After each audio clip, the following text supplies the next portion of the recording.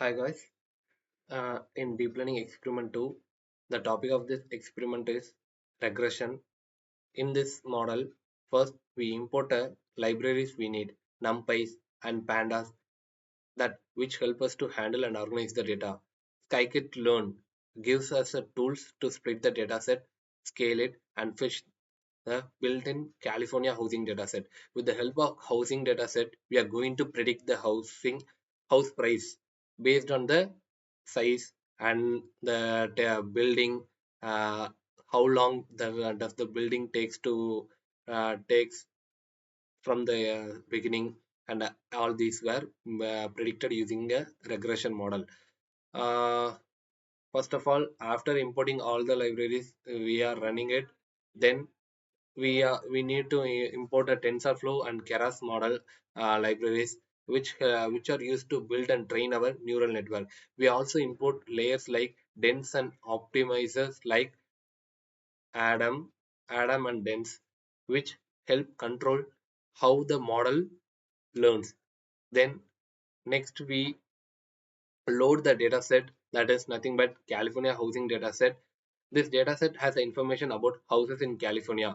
It gives it gives important notes like how many rooms are they have, the area, the population, and other details. The goal is to predict the average housing price based on those features.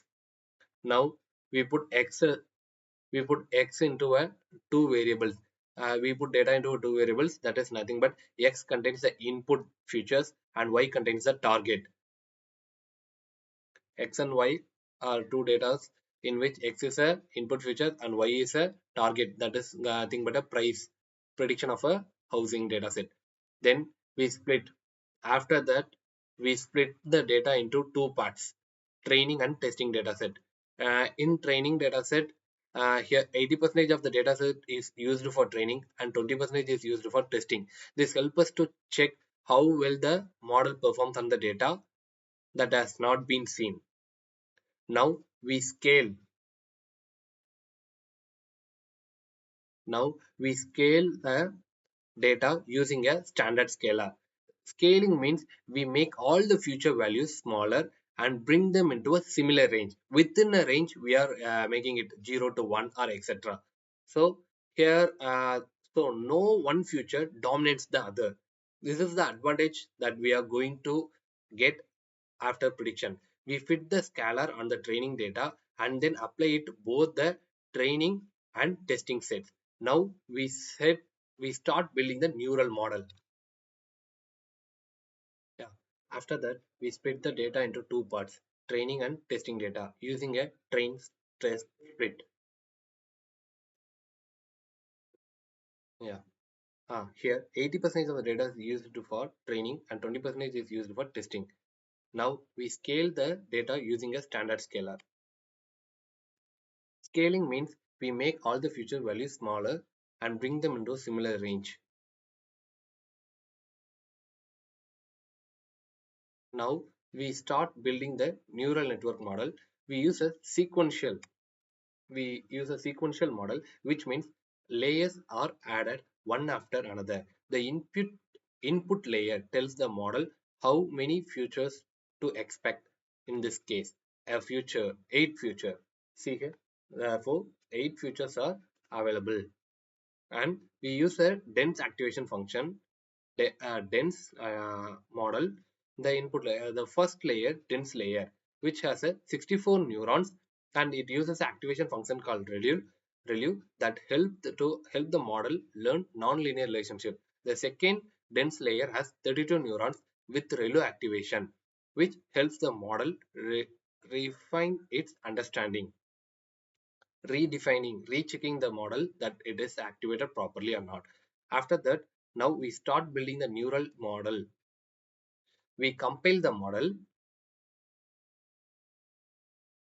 So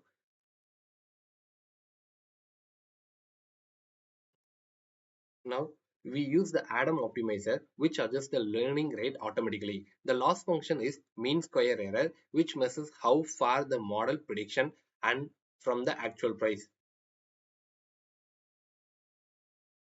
Loss function. We also track a MAE, mean absolute error, which stands for mean absolute error. It tells us an average how much our prediction differ from the real values. So both the MAE and the MSE we use to predict.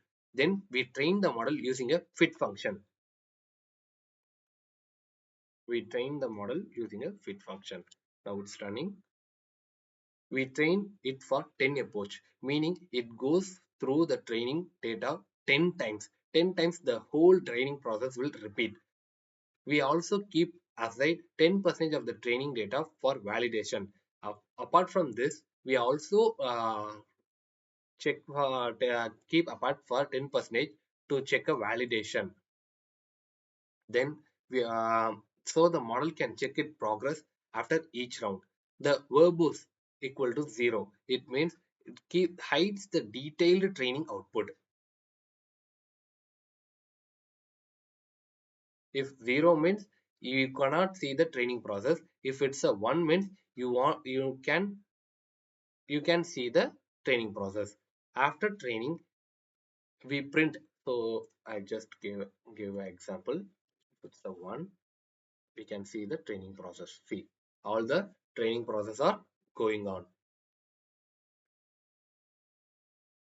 This is the use of verbose. Now, finally, after training, we print the final. After training all this process, we are going to print the final loss function and approach, means absolute error for 10th approach. This gives us an idea how well the model performed during training. Finally, we plot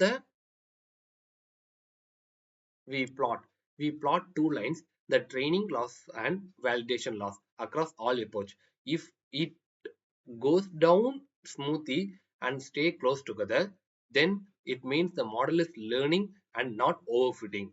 The graph helps us to see how the model performance improves over a time. So with this graph, we can predict that our trained model has been properly developed and well trained. Finally, evaluating the model on test, it is also a test loss. After going through all this process, we can also process the loss function through MAE. Here we done through the same process has been repeated. Thank you.